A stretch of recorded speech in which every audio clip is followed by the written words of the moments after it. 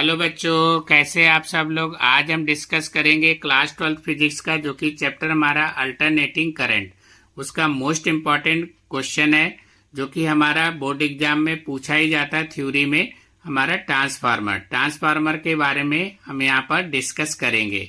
तो सबसे पहले आपका एग्जाम में कैसे क्वेश्चन पूछेगा, तो उस चीज को हमने यहाँ पर मेंशन किया है कि draw a symmetric of a step up या step down transformer, explain its working principle, deduce the expression for the secondary to primary voltage in terms of the number of turns in the two coils.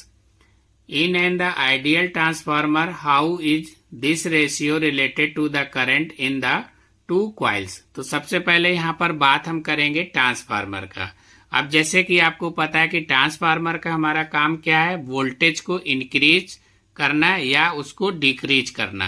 तो यहाँ पर definition mention है कि transformer it is an the electrical device which is used to increase और decrease the voltage in AC circuit.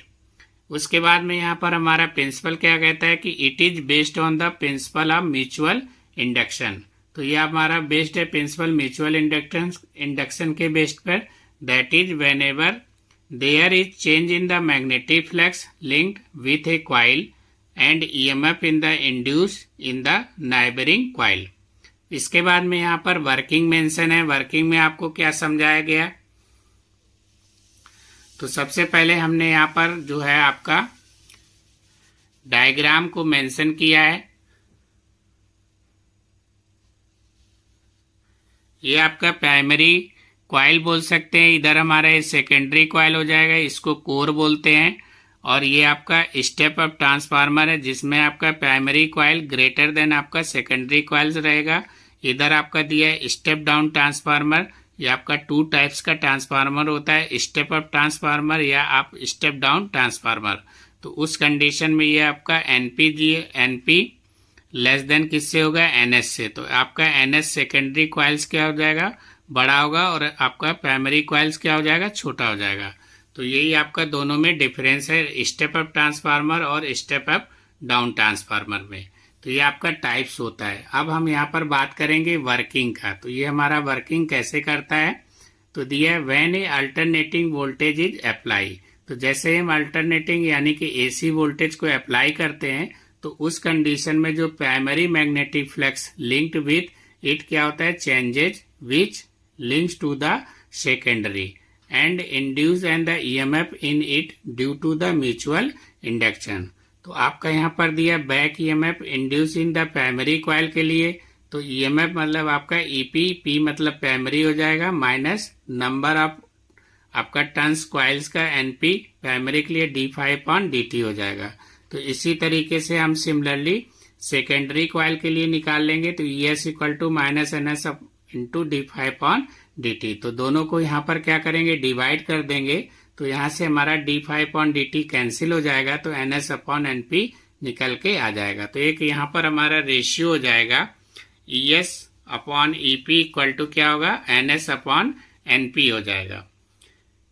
अब जैसे कि यहाँ पर दिया है कि as the primary has negligible resistance, EP equal to किसके हो जाएगा, VP के। VP यहाँ पर वोल्टेज है प्राइमरी का। And if secondary is in an open circuit then ES equal to किसके हो जाएगा, VS के। तो देन फ्रॉम इक्वेशन 1, ये हमारा इक्वेशन यहाँ पर क्या है, 1 है। तो ES/EP इक्वल टू क्या होगा, VS/VP के हो जाएगा, इक्वल टू NS/NP, जो कि आपका R के इक्वल हो जाएगा। तो R यहाँ पर क्या है, मेंशन है where R equal to NS/ क्या होगा, NP is called transformation ratio. Now if the transformer is ideal, तो उस कंडीशन में क्या होगा, जो पावर इनपुट होगा वही पावर हमारा क्या होगा, आउटपुट होगा। जितना पावर आप इनपुट देंगे उतना ही पावर हमारा आउटपुट मिलेगा। तो उस कंडीशन में यहाँ पर क्या होगा, VP into IP equal to VS into IS के हो जाएगा। तो यहाँ से रेशियो निकलेगा IS/IP equal to VP/VS equal to NP/NS equal to 1/R के। तो यहाँ पर it show that when voltage is आपका step up the current is corresponding reduce in the same ratio, या इसका आप वाइस वर्सा बोल सकते हैं, जस्ट इसका अपोजिट। Thank you.